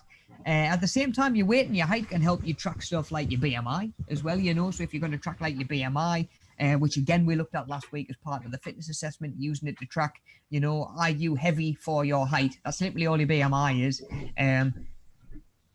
Even if you were carrying like a lot of lean muscle, for your height, you would still show up as obese on the BMI. So remember, it's not the be all and end all, but you know, chances are if you're coming in for your first gym session, you're not walking around with like a load of excess muscle mass. So chances are, you know, it'll give you quite a realistic read at the start of your training. You know, if you haven't got a lot of muscle, it's going to maybe throw off that reading. But again, having the height and the weight on the PARQ can help you track that straight away. And again, like, you know, sort of certain stuff that maybe this individual shouldn't be running on the treadmill because, you know, it's going to be a lot of impact through their weight, through their like knees, hips, and all of that sort of thing as well. So height and weight was quite handy to have. Do you get any pain from exercising? So that might be sort of body parts, limbs, joints, it might be in the chest. Any injuries or operations that you've had in the past. So do I need to know about sort of like a hip replacement that you've had, or, you know, maybe you've had keyhole surgery on a knee, or something like that, you know, maybe some shoulder work done or whatever it might be. Anything like that I need to be aware of, and how recently it was as well. And I guess any other limitations or disabilities that need to be considered as well, you know, wheelchair users, you know, anybody, neurodiverse individuals that are sort of anywhere on the spectrum, you know, and there's a lot of different stuff that comes up. You know, I've had lads that have been autistic. I've had lads that have had Asperger's, you know, and those in themselves manifest themselves very differently, of course. As you probably know, if you know anybody in your life with either of those things, that's sort of more and more of us seem to there these days, you know. But yeah, there's so many individual disabilities and conditions and limitations out there that need to be considered. Like, you do need to know these things again, you know, and how severe they are, because there's a scale, you know, there's a scale of these things. Have you got osteoporosis? Is it early onset? Is it chronic? You know, is it really bad? Because those two things alone, they're the same problem, they're the same issue, they're the same condition, but they're at either end of the scale. You know, one of them is like early onset osteoporosis. Now we've got a chance to sort it out. We can reverse a lot of stuff. Or proper chronic osteoporosis, you know, there might not be as much as we can do to reverse it. It might be more a case of managing it. So those two people with the same condition, but with different sort of severity, I guess, of the same condition, again, needed training in different ways. So straight away, we can see how people with different conditions and different disabilities are going to need sort of like their needs to be met in different ways as well, you know. So like I say, you can't be prepared for everything. Like, there is no way you can be prepared for everybody who might walk through the door. And I don't want to use the word challenges, because, you know, like, there's nothing wrong with somebody as an individual. Like, it challenges you as a PT to do your job, because you need to pull different resources from different experiences and stuff like that. But there are different ways to navigate different obstacles, I guess is the way I could put it. There are different ways to navigate different obstacles based on the individual. And like I say, again, you need to know the individual before you can even start with that, you know. So yeah, that's just like some of the more basic stuff that the PARQ might ask for. Again, I know I'd mentioned that my PARQ used to ask for a lot of extra stuff as well, and that we'll get a look at in just a second. But if you don't mind just spinning on to the next slide, please, dude. And we've actually got an example of a PARQ. Yeah, so this is one that I'd like to say this is one I prepared earlier, but this was one that one of our previous learners have done on this course in the past. And we can see, of course, we've got PARQ at the top, It's even spelled out. We know exactly what it stands for, Physical Activity Readiness Questionnaire. And then, of course, a little bit at the top, please carefully read the following questions, answering each one honestly, ticking the appropriate box. So a lot of the questions might actually be sort of ticky boxes, keep it nice and easy, because do you know what? As handy as these bits of information can be and how crucial these PARQs can be, by the time somebody gets around to filling one in, it's just another piece of paperwork to them when it comes to joining the gym. I'm sure it has been to you at some point, buddy, you know, when you've been in your fourth gym using that pass, and it's like, will you fill this in? And it's like, honestly, man, I just want to go and train, you know. But like, again, you know, you can see on people's faces they're kind of checked out already before they've started filling this in. So just letting them know how handy it can be, how important it can be, and again, letting them know why you're asking them to fill in this bit of paperwork. You know, I always used to make a joke like, this is the boring bit, because paperwork isn't why I did what I did. I didn't want to be filling in induction forms and direct debit forms. I wanted to be on the gym floor training people, really. And I know that was what people were signing up to do, you know, not sit there and fill in like 4 or 5 different pieces of paperwork. But like I say, once you get it done, it can be so helpful going forward. It really can. So all answers will be confidential. Let people know that of course, this PARQ must be completed before any form of training or induction is allowed. So the name's on there, the date of birth's on there, and then we've got a couple of questions like, has your doctor ever said you have a heart problem? Yes or no? Nice and simple. Have you ever had chest pain when either exercising or resting? Yes or no for both of those. Are you currently taking any medication for a heart problem or any other problems? And on the other side, do you suffer from bone or joint problems? Yes or no. In the past year, have you had any major illness or surgery? Again, yes or no, multiple choice. Have you ever been diagnosed with any of the following? Diabetes, epilepsy, asthma, or any other problems? Again, all ticky boxes, keeps it nice and simple. The client's not looking at this straight away and thinking, oh man, I didn't realize I had to write an essay before I was allowed on the gym floor, you know? So, and then a little bit at the bottom, if yes to any of the above, please state, you know, are you pregnant? Have you recently had a baby?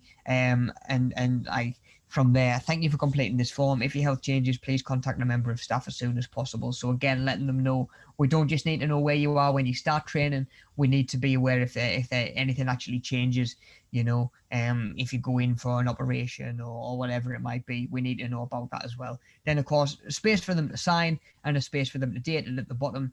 You know, in theory, that form should only take a couple of minutes to go through, really, you know, again, especially if you've sort of explained to them the importance of a PARQ, why you're asking them to do it. And like I say, I always used to explain to them that I didn't want to be sat there filling in paperwork any more than they did, to be honest. You know, it's, yeah, you have a bit of a giggle. You get it done, you move up onto the gym floor and it's done. You know, you don't ever have to come back to it, really, unless they let you know that something changes. And again, you might come back and revisit the PARQ, but they're never really going to think about it again, you know. I have done that down the line. I've gone back to PARQs to just check stuff, you know, just to sort of do like I say, just double check stuff as well. So yeah, just a brief example of what a PARQ could look like. And of course, you guys over the last week and over the coming week will be designing and finalizing your own PARQs as well, to be going with the with that fitness assessment as well that we talked about last week. So as well as the workbooks being done, we should have a PARQ and a fitness assessment and the circuit cards ready to go to sort of submit, and either sort of doing a Zoom one-to-one with me if you let me know when you want to do that, or just take pictures and email them across, and I've kind of got them and can give you feedback that way. So yeah, just a bit of an example of what it could look like. It doesn't have to be sort of like all bells and whistles, all singing and dancing. It doesn't have to be like a proper tome. It doesn't have to be like it's been written by like Tolkien. It could just be a couple of pages where you can just, like I say, start to get a little bit of information, or ask the client to give you a little bit of information that's going to help you start sort of untangling the threads and realizing where the first place is, or where the best place is to start for that individual, I guess. Okay, buddy, so then we can just roll on to the next slide then, please, mate, if you don't mind, and then we're nearly done. So of course, a couple of little bits of extra info that I might have asked for, and the more information the better. So as we can see in the previous example, a PARQ might ask for additional information, these questions might include stuff like, have you ever had chest pain when resting or exercising? Are you pregnant? Have you recently had a baby? When were you last exercising? When were you last on a fitness program? I find that can be quite important. Has it been 3 months since you were a gym member? Has it been 20 years? Because I need to address those two people totally differently, and start those people totally differently. Stuff like, are you a smoker? How often? Are you a drinker? How often? All of that sort of thing. I've mentioned before, I've asked, what's your shift pattern? What you're working? I guess really what's your availability? How many times a week could you commit to training? Because I need to know that before I can put any kind of fitness plan together. Like I sort of mentioned earlier on, finding out people's availability, stuff like that. Preferences even. I used to have a section of mine where I would ask for preferences. It was like, if you were going to do cardio, it's a good idea.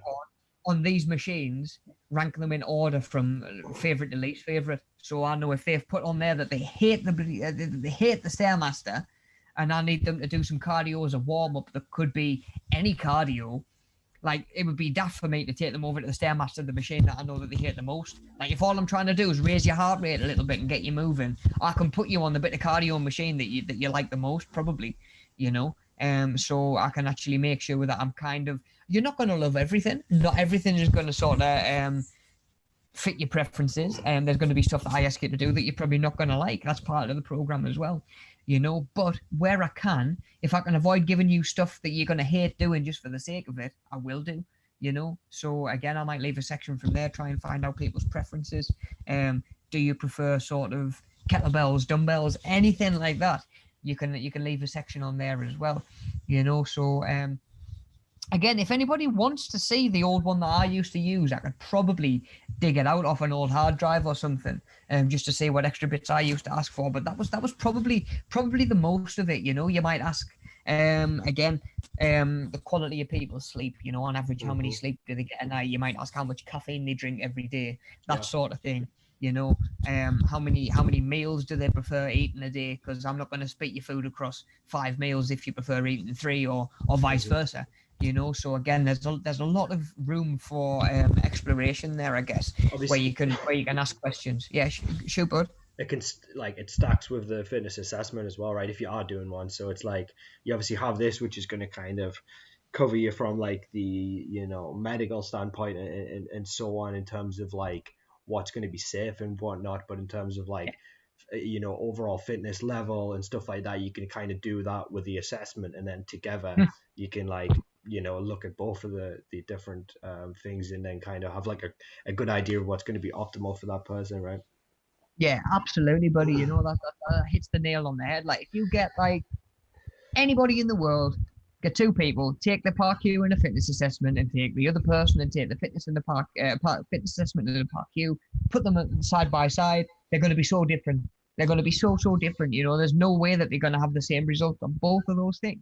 So if those forms are different, why wouldn't the way that they're training or exercising be different? Which really sort of highlights to me and sort of just shines a spotlight on, the fact that there is no training program out there that's going to work for somebody else the same way it works for the right person. It's just not out there. If people are so different, why on earth would they need to exercise and eat the same way? It's just like, it doesn't make sense really when you think about the sheer scale of how different people can be, and I guess it's only from saying dozens and dozens, probably hundreds of these documents over the years, and never seeing 2 the same. They're like snowflakes. Do you know what I mean? They are like, each one's going to be identical. So each person needs to be regarded as exactly that, and trained in the way that's right for them as well. Something that you mentioned a second ago, buddy, as well, putting the 2 of them together, like it's really, really helpful. And the PARQ can actually help inform the fitness assessment. Right. That's Yeah. Like if I can see like, okay, straight away, I can see that they're a little bit older. I can see that they've had a knee replacement 6 months ago, this, that, and the other. I can actually change what I'm going to put on the fitness assessment to suit that person again. And again, find out even more. So it's like the PARQ is the foundation of it all. You can't put together a comprehensive, reliable fitness assessment without knowing about that person either. you know. So that's exactly bang on, buddy. You know, we've got to have both of these things, and they're both pieces of the puzzle, really. And I guess they kind of just let you know what needs to be done. I guess really, like they are almost two of the biggest sources or most valuable resources you can have as a PT, because all that person's information's on there. Like, of course, I couldn't have copies of the gym's parkours on my laptop, obviously data protection and stuff like that and confidentiality. Yeah. But I could always go and check on the gym system. I could go and check people's parkours and information and stuff like that. Of course, yeah. You know, so like I say, mate, so helpful, so handy. Like I say, you might have someone who's joined up to do an induction. You've spoken to them on the gym floor and had a little bit crack. And they've said, right, I'll do a fitness assessment with you next week. I'll drop you a text. Mate, you might not see them for 6 months. And then you might get a text out of the blue. Oh, I'm back to the gym now. Can I still do that fitness assessment? And like they come in, and there's almost like they expect you to remember everything that they told you 6 months ago. when you've seen 50 other people and done 50 other fitness assessments since. Again, you know, if it's written down, you can just go back to it and double check. It's so easy. Is the fitness assessment something that's usually tailored to what they want to do, or is it kind of more generic because it's going to give you an overall understanding of what they're good at and what they're not good at? So a little bit of both, because that's a really good question, buddy, because of course you do want to be looking at, like I say, that holistic training. We want to know what your weaknesses are as well as your strengths. Do you know what I mean? Like I'm here to pat you on the back, but I'm not just here to tell you what you're doing well. I'm here to tell you where you can improve as well. You know, at the same time, you want to make sure that there's nothing on the fitness assessment that's either going to make the person conscious based on themselves as an individual, you know, or their own abilities or their own needs. You know, like if I was to look at the PARQ and, you know, I've got someone in there who is, like I say, a wheelchair user, like straight away I'm going to go to a fitness test and reassess bleep test. Do you know what I mean? Like that sort of thing. Is that the sort of thing that I need to be doing for that individual? Is that something that they're going to be comfortable with? Is that even tested at that point? Is it even testing the thing that it should be testing? You know, and you know, thinking about it that way. So, of course, it would normally be quite a generic sort of blanket, like I say, all-inclusive sort of approach. But that's not to say that there weren't certain members and individuals that you'd need to make little tweaks for as well. You know, little things like, even things like I've had clients that are too big to get the blood pressure monitor cuff on, you know, and sort of doing an eye test and realizing that straight away has saved me getting into an assessment and going to put it on their arm and it doesn't fit. And then all of a sudden, straight away, they're feeling conscious as well. You know, so again, there are certain ways you can adapt it. That's pretty smart, actually. You can tweak it, you know, because like I say, if that's the first thing you do, like, come with me, I'm going to just do your fitness assessment. They're already in their own head. They're already self-conscious. They're already doubting themselves. And literally the first test that you go to do, like, not even anything that's meant to be challenging for them. Their only job is to sit there and have this test done, and they can't even do that. It doesn't do anybody any favors at all. Day one. That's a good idea, man. Like, it really doesn't, you know. So a little bit of an eye test, a little bit of like, sometimes you've got to do it on the fly. And it is just like making that mental note during the warm up of like, right, okay, I'm not going to do this. I'm not going to do that. I can do this instead. I can tweak this for this. But you know what? Those little substitutions, they come from experience as well. Like that first time I was on the gym floor and I needed to get on the bench to train a client because their program said bench press. And I got on the gym floor and all the benches were full. I was like, well, I am knackered. What do I do? And only from time, you know, you realize, and from experience, like, oh, I can do this exercise that's very similar. Get on the Smith machine, I can use the cables, I can use the resistance machine to get a similar effect, you know. And some of those things come from experience, but like I say, there will be people in there that you might need to tweak, even like the most generic and most basic fitness assessment for, again, you know, because there is no such thing as one size fits all, really. You know, as much as certain things we need to keep quite sort of basic and standard and uniform, so we've got that control and we've got that that measuring stick, you know. But like I say, there is a lot of stuff that in certain circumstances you might need to tweak or sort of remove or just change things around a little bit.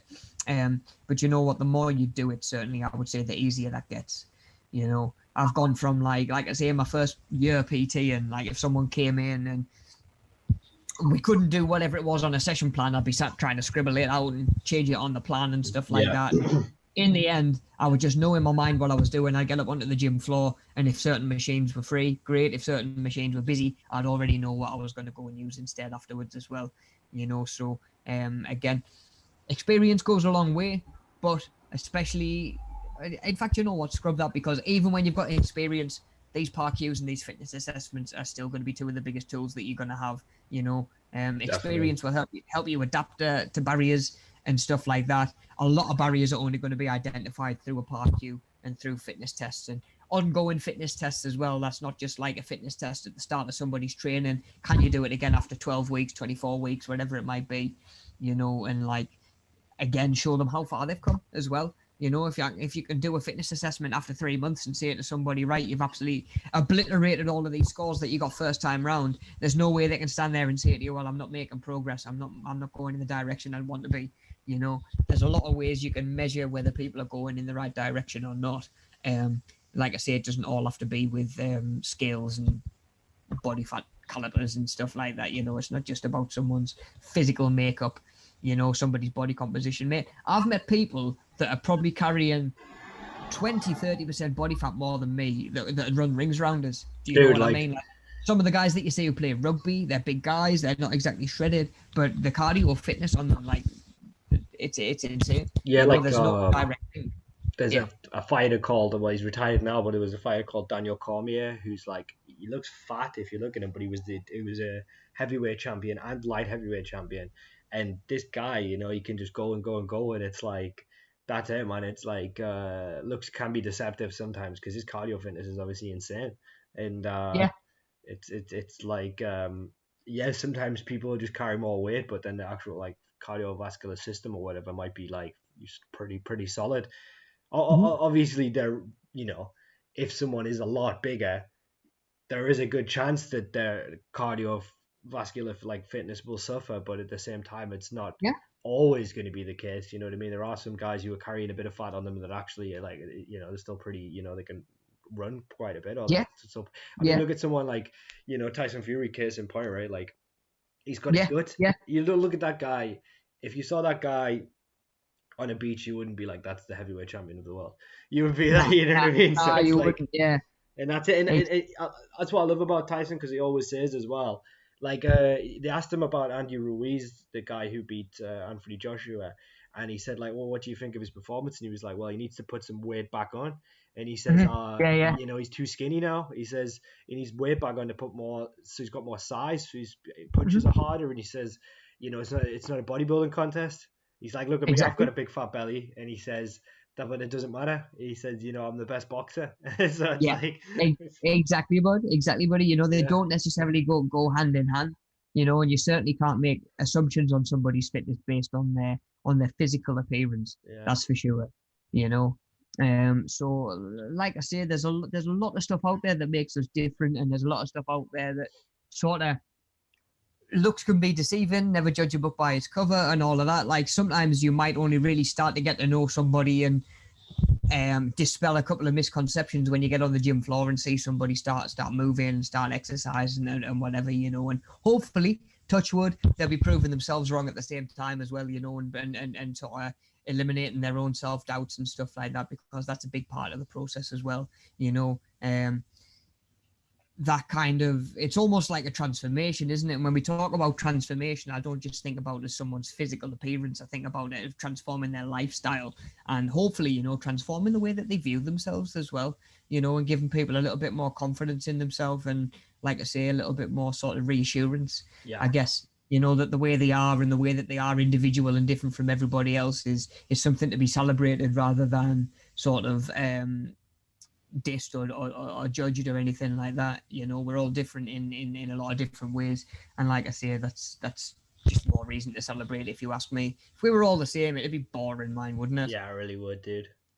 Do you know what? Like, it really would. So Yeah, do you know what? Embrace your individuality, embrace yourself as a person, embrace others' individualities as well. You know, I guess, and like I say, just remember that what works for one won't necessarily work for somebody else as well. We are all different. We all move differently. We think differently, and like I say, just I guess respect that as well. I guess, you know, um, it is. It's kind of one of them, and the more we can work on certain things. I know that in a gym, if you feel as though everybody's looking at you 99% of the time, you're probably wrong. Yeah. Like, you know, they've probably got their headphones in and like they're just staring off. I catch myself doing it in the gym, just like 1,000-yard stare because you're thinking about something and you come around and you're just staring in someone's general direction. You're like, oh, that one. I hope they didn't think I was like judging them or whatever, you know. But yeah, you know, I think certainly if we were all kinder to each other, I think we might just have a bit of an easier time accepting our individuality. But that could be a conversation for a different day, buddy. I think. True.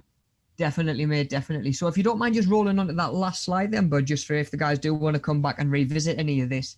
Bar the survey, there's probably only that second bullet point that might be worth coming back to, just if you're not sure what needs actually sort of filling in and finishing and submitting to sort of wrap the course up, because of course today was the last session.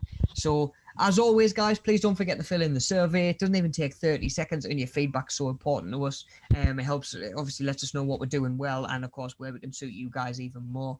And of course, don't forget to finish up your workbooks, circuit cards, fitness assessment, and now your PARQ as well. And all of those can just be emailed across to me rather than delivered through a Zoom one-to-one. So like I say, by all means do just sort of email those over and let us know just that they're there pretty much. And of course, we hope you've enjoyed the course. You know, if you have, stay tuned to hear more about upcoming online learning opportunities. I believe that a lot of stuff that we are doing as a company and as an organization is probably going to be online based until the new year now. Not just, of course, to keep everybody safe and worrying about COVID and stuff like that, but of course we've got all kinds of exciting things going on at Savvy Towers as well. So lots to look forward to in the future, that's for sure. So yeah, if you do want, even if you just let me know, drop me an email, and then as soon as I know what courses are coming up next, I can just put you on an emailing list and just let you know straight away, and I can do that for the digital side as well as the health and well-being as well. So if you want to, if you like, I guess if you want putting on an emailing list, let us know, and we'll make sure that you hear about, or you're one of the first to hear about anything that's coming up next month onwards, you know, August onwards, going into sort of next year as well. And then yeah, like I say, chance on the survey as well to let us know what you thought about the course as a whole, as well as just today's session as well. As always, guys, if you're struggling with anything, just reach out and drop me an email. I know most of you should have my email by now, but I'm sure, yeah, Daniel's very kindly put it in the description for the video as well. The survey is there as well as my email. And of course, we've got our fitness video there as well today. So I've picked you what I thought was probably the hardest one out of the ones that I've recorded. And I know it's the one that you've done, Daniel, as well, buddy. It's the one that was in the back garden. And I don't know why I picked the warmest day last summer to film it outside, I think, and it just absolutely floored me. Like, man, it was good. It was like, you know, because I that was the first media savvy one that I did, and I was like, I wasn't like sure. I had no expectation going in, so I didn't know if it was gonna be really hard or really easy, and it pushed me, man. You know, I was like sweating after it, definitely. So yeah, it was good. And of course, I always like to give alternatives if you are finding things too tough, or if it's like, oh, my knee doesn't like that, my back doesn't like that exercise. There should always be an alternative for you to do.